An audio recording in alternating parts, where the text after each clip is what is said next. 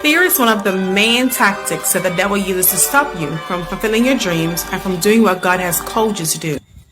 Like Nehemiah, fear is no longer a factor for me. Nehemiah was the king of Persia's cupbearer. The king's life depended on him because he was responsible for tasting all of the king's food and drink before the king.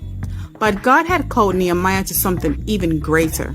That 9-to-5 job, all of those degrees that you acquired to pursue that career that you've always wanted, that business that you spent so much money funding, may not be the only task that God has called you to do.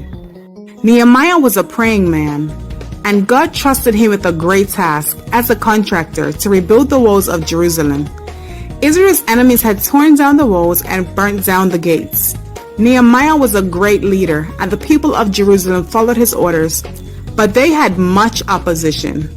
Sanballat, Tobiah plotted against Nehemiah and tried to intimidate him with threatening letters. Nehemiah was not afraid because he knew if God brought him to it, God would take him through it. He trusted God to protect them. He sent those letters back and told them he is not stopping the task at hand. He stayed vigilant. Everyone was strapped. They had a weapon in one hand and kept building with the other. Nehemiah wasn't afraid, but he weren't taking no check.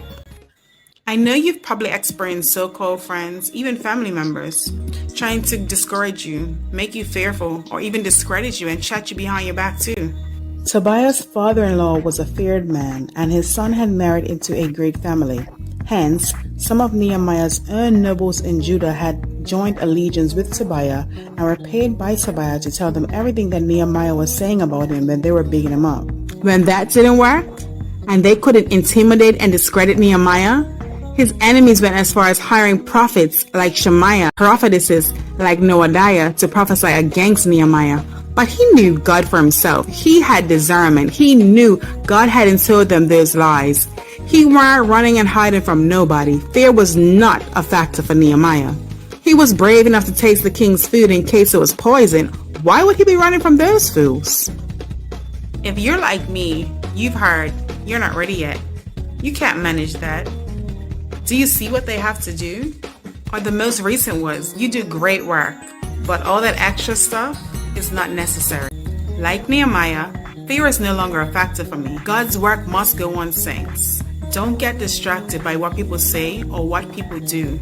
Continue to do what God has called you to do. Trust God and trust God alone. Believe what He says about you. Stay strapped at all times with the full armor of God.